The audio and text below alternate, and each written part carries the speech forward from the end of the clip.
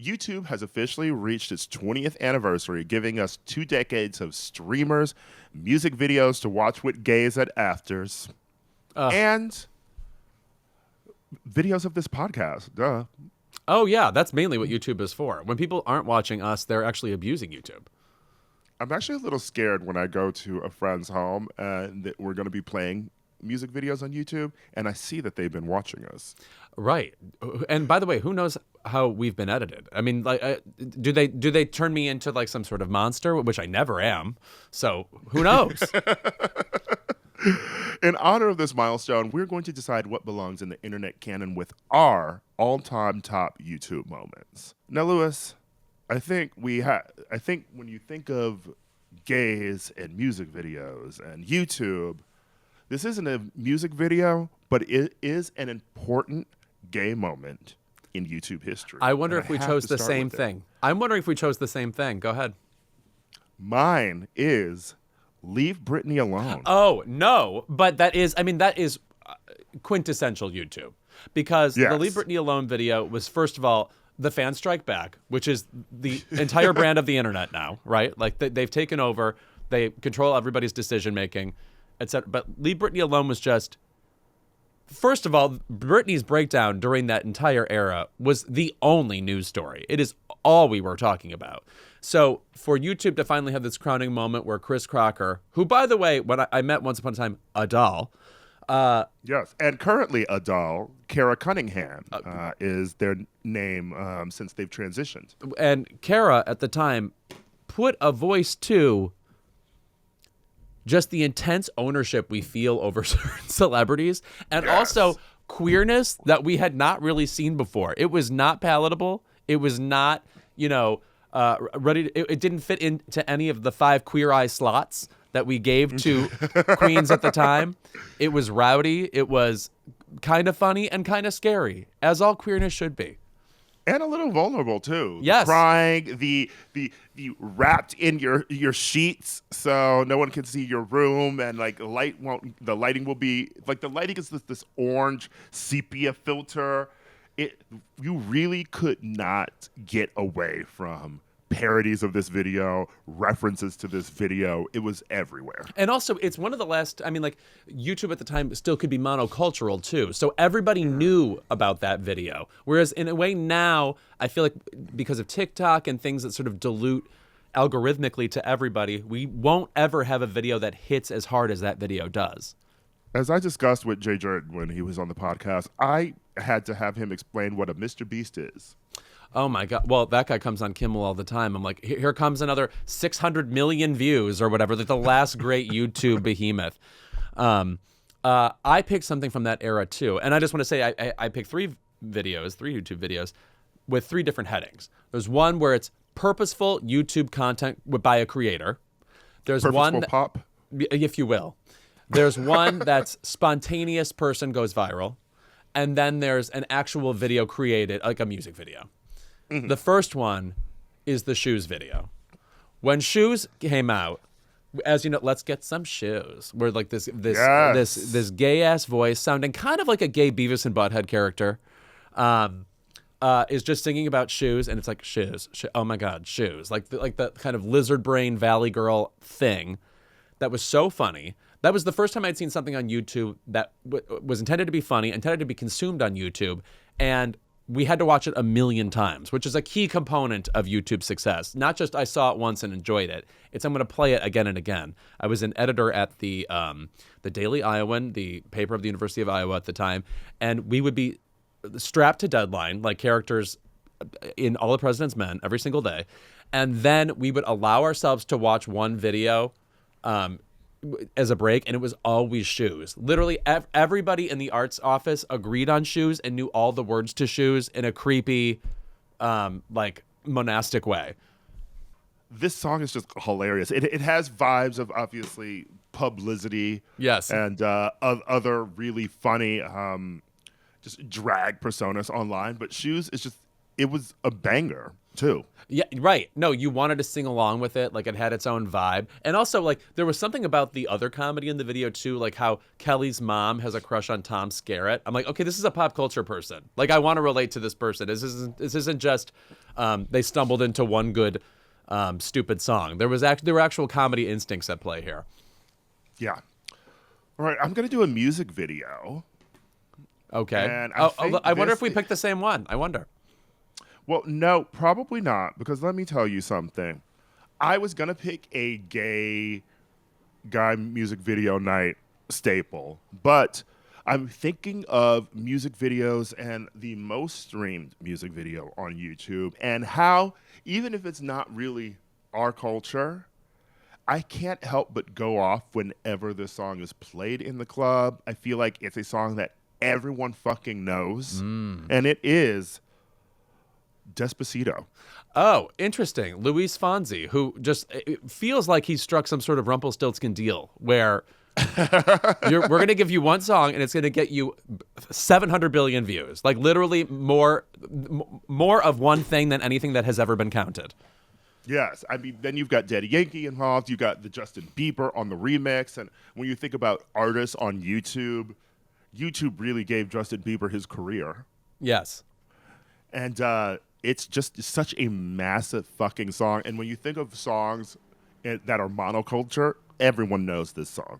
Yeah, it feels like the charts just shrank to be about this song at the time. Like suddenly no other songs existed. The music video I chose, though, it's the only music video I think I've seen since the advent of YouTube where I was positive it was going to win the VMA for Video of the Year the minute it premiered. Knew it. And it was such a dramatic turn for the artist, unexpected, and yet perfect for her. I said Formation. I remember when that premiered, you couldn't not talk about it. Like the incredible imagery hanging out the car window, the dancing that was sort of accidentally parodied by Taylor Swift afterwards. It's also just the incredible song. Also, I mean, like the definitive musical moment of the 2010s is Beyonce's jump from, good singles artist and accomplished performer into definitive album artist of the time. And her self-titled and Lemonade, as this was the first track off of, it was just spellbinding. It was like, wow, this artist is not just a step ahead of us. She's a step ahead of the entire game. More interesting than we ever gave her credit for. And is only getting kind of crazier. It is a crazy music video. Yeah, I remember being on the bus going down Santa Monica Boulevard to West Hollywood when this premiered and pulling up YouTube, watching it. I didn't even have my fucking headphones with me, but watching the Formation video, being one of those people. And wow, that video is spellbinding. Oh. It is maybe still my favorite Beyonce video. And by the way, at that time, I had thought we had already seen what would be our favorite Beyonce video. I could say the same thing about Single Ladies, for example. Mm-hmm. The 7-Eleven video is, I think, now suddenly very underrated. Love that video. Could have been that. But this is still a crowning achievement and the best video of the 2010s. Definitely. Keep It is brought to you by Armra Colostrum. From the latest wellness trends to the chaos of modern culture, we're always questioning what's real and what's just noise. But one thing is certain, your body wasn't designed for the nonstop stress, processed foods, and environmental toxins of today's world. That's why Armra Colostrum is here to help. Packed with over 400 bioactives, Armra Colostrum is nature's original superfood that tackles everything from gut health to hair growth. Do you struggle with bloating? Well, Armra Colostrum naturally fortifies your entire gut wall system and optimizes your microbiome, which guards against irritants that can trigger bloating, constipation, and other symptoms. If you're ready to move from your gut to your glow, Armra Colostrum's bioactives have been shown to enhance skin radiance, activate collagen production, and strengthen the skin barrier. It's also been shown to combat hair loss, promote lean muscle building, improve endurance. The list goes on and on. There are literally thousands of benefits. I have a coworker who talks obsessively about using colostrum, and she has amazing skin, and she always brings up that she has amazing skin. This is Jamie, my work wife at Kimmel, and honestly, I keep chasing her skin. So I'm going to do it because of this. Skin Chasers. A Louis Vuitton story. Coming to TLC. That sounds like a Tony Hillerman novel. Miss him. Where's he at? Dead. Well, listen, if you're a skin chaser like Louis, we've worked out a special offer for our audience. Receive 15% off your first order. Just go to tryarmra.com/keepit or enter keep it to get 15% off your first order. That's tryarmra.com/keep it. Keep It is brought to you by 3 Day Blinds. Let me tell you something that annoys me about low quality blinds, okay? When I sit down at the poker table, Yep. and if you have a bad blind, I'm upset. Those are the kind of blinds we're talking about, right? We are not. We are talking about blinds that prevent light from getting into your bedroom. Guess how I react when low-quality blinds don't prevent the sun from getting into my room? I react like Nosferatu. You hiss. It is not a good look on me. I am paler than ever and deader than ever. Well, it's 2025. Are your blinds still from 2005? There's a better way to buy blinds, shades, shutters, and drapery, and it's called 3 Day Blinds. They are the leading manufacturer of high-quality custom window treatments in the U.S., and right now, if you use our URL, 3dayblinds.com/keepit, they are running a buy one, get one 50% off deal. We can shop for almost anything at home. Why not shop for blinds at home, too? 3 Day Blinds has local, professionally trained design consultants who have an average of 10-plus years of experience. That's an awful lot of experience. Just a decade of blinds building. That provide guidance on the right blinds for you in the comfort of your home. Just set up an appointment and you'll get a free, no-obligation quote the same day. They have those blinds in the Crooked office, don't they? I am staring at them right now. And you know what I'm not staring at? The sun, because the blinds are so effective. The only sun I want to hear about is that Maroon 5 song. Oh, Pretty good. I thought you were going to say Patrick Schwarzenegger. A fine son. The sun. Listen, if you're like us, you're probably not very handy. And do-it-yourself projects can be fun, but measuring and installing blinds can be a big challenge. And that's why you need the expert team at 3 Day Blinds, because they handle all of the heavy lifting. They design, they measure, and they install, so you can sit back, relax, and leave it to the pros. You know what I like about 3 Day Blinds? I don't even have to think about them. They do their job so well. And again, I live in an apartment where light pours in at early hours. So they basically save me and give me the sleep I need, along with my incredible mattress. If you know the brand, text me. With 3 Day Blinds, you can choose from thousands of options that fit any budget or style with actual samples, so you won't be guessing about what your blinds will look like. 3 Day Blinds has been in business for over 45 years, and they have helped over 2 million people get the window treatments of their dreams. So they are a brand you can trust. Right now, get quality window treatments that fit your budget with 3 Day Blinds. Head to 3dayblinds.com/keepit for their buy one, get one 50% off deal on custom blinds, shades, shutters, and drapery for a free, no charge, no obligation consultation. Just head to 3dayblinds.com/keepit. One last time, that's buy one, get one 50% off when you head to the number 3 dayblinds.com/keepit. All right, so what was your other category? Oh, yes, that and my you other had? category is just person who goes viral on YouTube, and maybe they don't even mean to. Well, that was mine for Leave Britney Alone. Okay, right. This goes in that category, that bucket. And also, this is the important YouTube category of then has to go on the Ellen Show, which used to happen. Like you were like pushed onto a bus and you had to go to the Valley. The Apparently kid, do you remember this guy? His name's Noah Ritter. He's like this little kid, and a reporter goes up to him and is asking him about having seen something. He goes, well, apparently, and he says it like 30,000 times.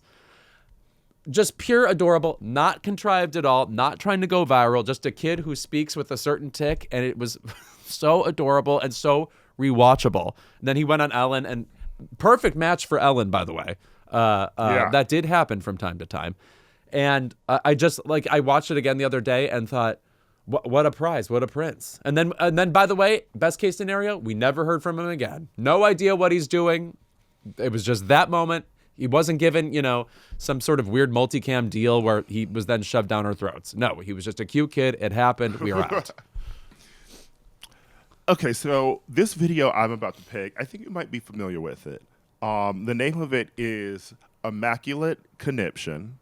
No. And it is from this YouTube series called Verbal Voguing. I remember her. Created by Louis Vertel. Yeah, that was the first comedy I ever did. I did a YouTube show called Verbal Voguing. My friend Brad Sheen edited it. I have to say he edited it brilliantly.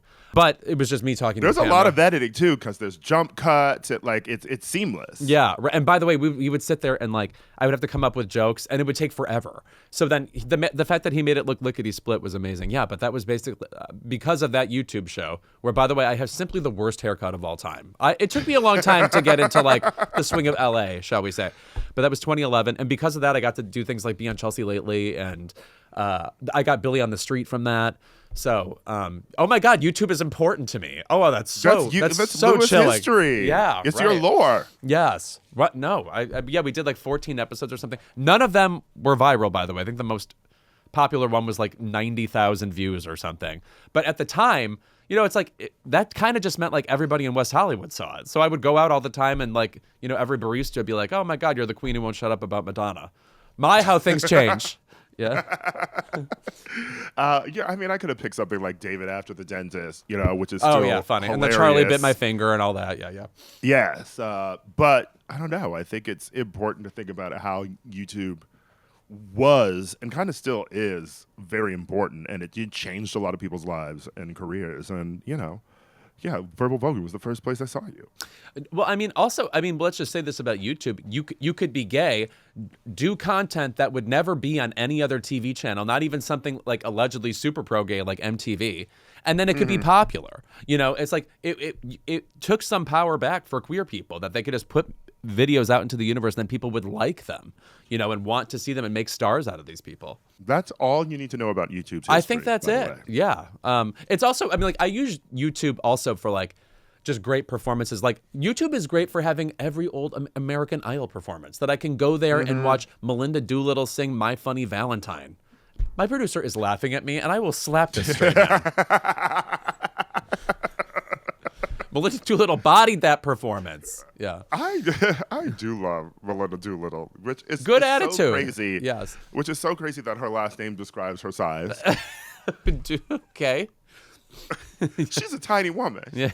Oh yeah, she's short. Yeah. Yeah. No, yeah. Melinda Doolittle. Yes.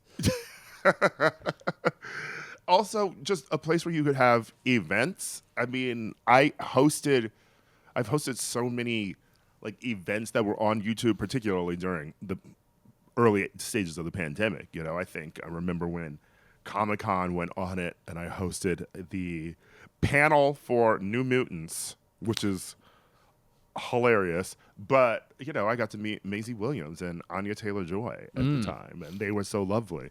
And I think YouTube is also where I hosted a panel for Legendary. You remember that TV series? You know what? That show was good. Talk about something we have no cultural memory of. And Megan Thee Stallion was great on it. Yeah. I don't know if I ever mentioned, I was on that with Jamil and Jamil. Oh, my God, your hero. Yeah. Well, she did ask me. Our Paul Bunyan with her tall tales. There was a moment where she said, Ira, like, for the podcast, keep it. You guys were so mean to me. Well, it wasn't was just like, you, call it out, Jamila. honey. It wasn't just you, Jamila. Come on, keep it. I said it. Come on. Yeah, she'll come on with a gun. Yeah. We earned it. It's okay. I just rewatched Kill Bill last night, and I'll say that woman deserves her revenge, and we deserve to die. Yeah, but that's YouTube.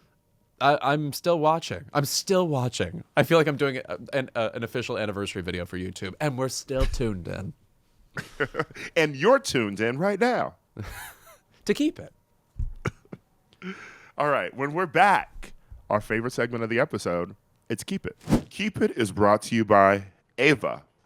And I'm not talking about that Jessica Chastain movie. Oof, I've seen it, though. No, I am talking about credit right now. And let me tell you something. As a poor black kid in the ghetto, Okay. my credit score was never too high. Gwendolyn Brooks, what was that? When was the last time you thought about your credit score? If your answer is never, you're not alone. But here's the thing. A good score can mean better rates, lower payments, and bigger opportunities. That's where Ava comes in. Ava is a credit building app that makes it super simple to improve your credit fast so you can get better rates on loans, pay off debt faster, and keep more money in your pocket. Instead of waiting months for a secured card, Ava is instantaneous. It's simple, affordable, and it really works. Most members see their credit go up in less than a week. No, the real ghetto was the writer's strike, and that's probably the time I was most worried about my credit score, because let me tell you something. I was swiping them credit cards. Well, it's so much fun. Yeah, I don't do savings. Right, you only live once is how I feel about that, so why not go for broke, and by that I mean be broke. Yeah, that is why I love the Ava card, because it gives you credit up to $2,500, and you can use it to pay your existing bills and subscriptions automatically. Then you just sit back and watch your credit climb. Ava reports your on-time payments to all major credit bureaus every day to help you build positive credit history quickly. The longer you stick with Ava, the higher your score can go. And joining Ava gives you access to all of Ava's credit building tools, starting at just $6 per month. For just $6 a month, you can potentially save thousands. There's no credit check, no interest, and no fees. Ava is the highest-rated credit-building app with thousands of five-star reviews. It's the only credit-building app rated excellent on Trustpilot and an A+ with the Better Business Bureau. Don't let your credit hold you back another day. Grow your credit score fast with Ava.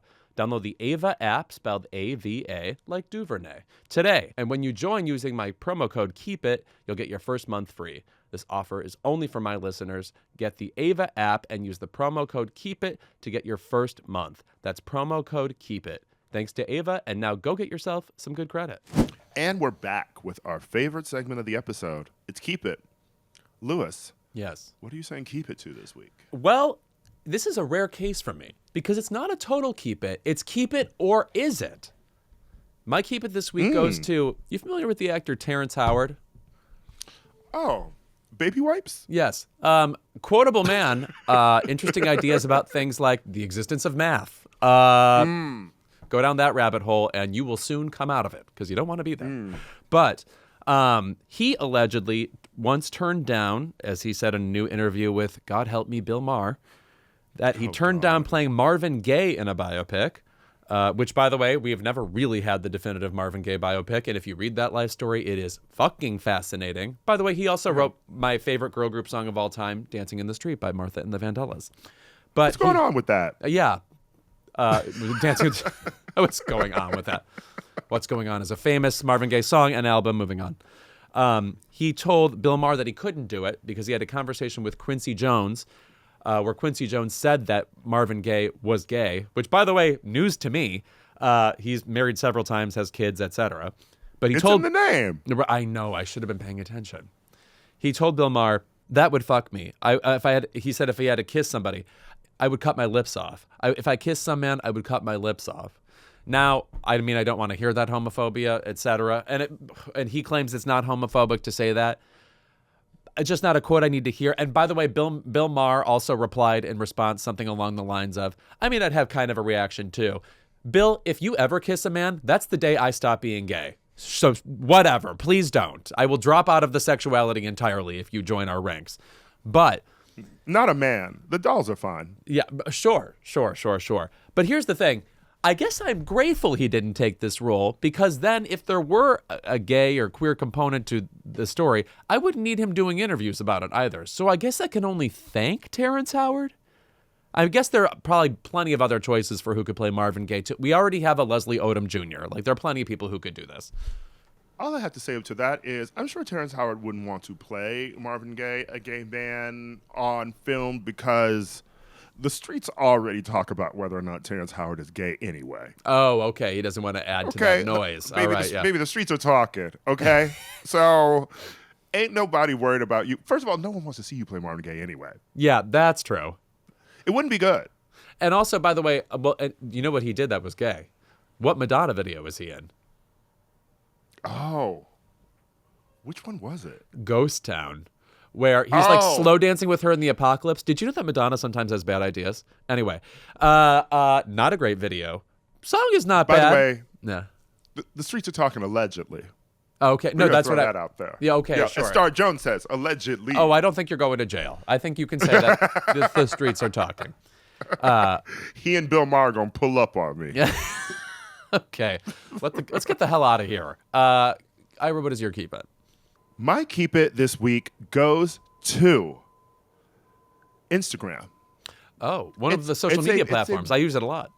It is a multifaceted keep it, okay? Like there's a lot going on. What happened this week, last night in fact, Beyoncé started her Cowboy Carter tour. Correct. And I'm going to the Cowboy Carter tour when it hits LA. I'm going when it hits London. That'll be part of my keep it in a minute.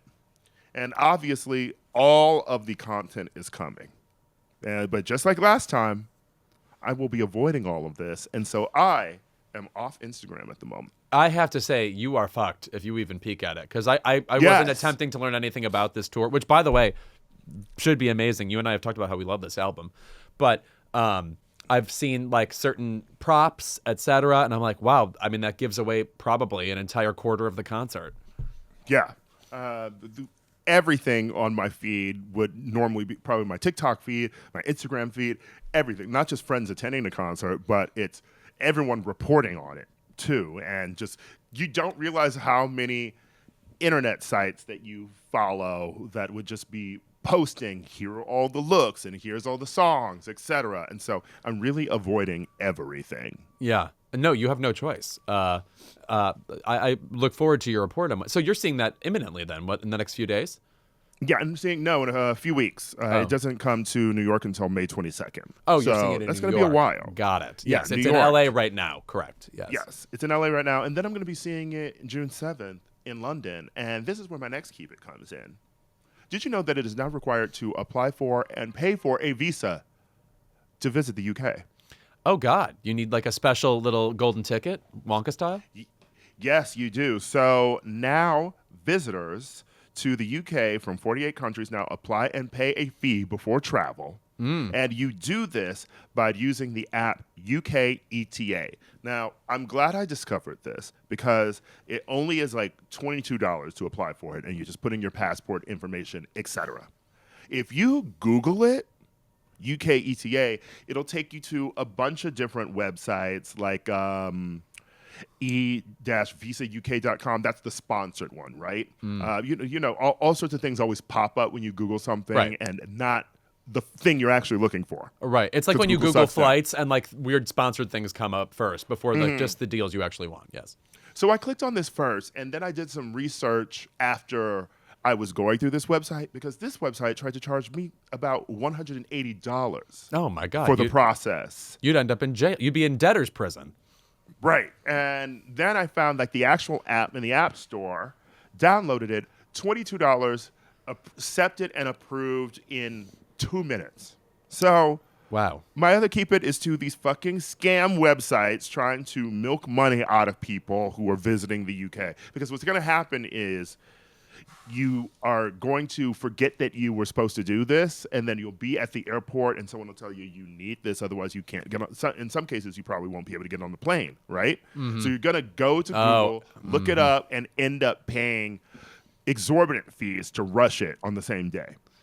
Well, this is like actually a public service. I hate when our podcast is actually helpful. It seems like you might have actually saved people some trouble today. But yeah, I'm also looking forward to a little social media break, to be honest. Not just right. for the Beyoncé purposes, but it'll be nice to clear my brain out as the summer's approaching. I also haven't been to London in 10 years. One of the greatest places I've ever been. I mean, it's also Yeah. like Carmen Sandiego style. Like just all the landmarks are like right in a row. Like you can just go like walk between them. It's so much fun. Yeah. So that's our episode this week. Thank you to the glorious Jillian Bell for being here. She was so fucking funny. She also told us afterwards, she says she's a big Clue fan, about how she ran into Leslie Ann Warren at a mall, and Leslie Ann Warren went up to her and said, "Do we know each other?" And she literally cried because they don't know each other, but she knew Leslie Ann Warren. It was so cute. And also, of course, this came up because I just started screaming the words Leslie Ann Warren after the interview. As you're wont to do. Right. You know, I get a little delirious. She has the best speaking voice. Best speaking voice. We should do an episode ranking the best, the actor's best speaking voice. Jeremy Irons, Jane Fonda, etc. Gilbert Gottfried. Yeah. Shohreh Aghdashloo. What a voice.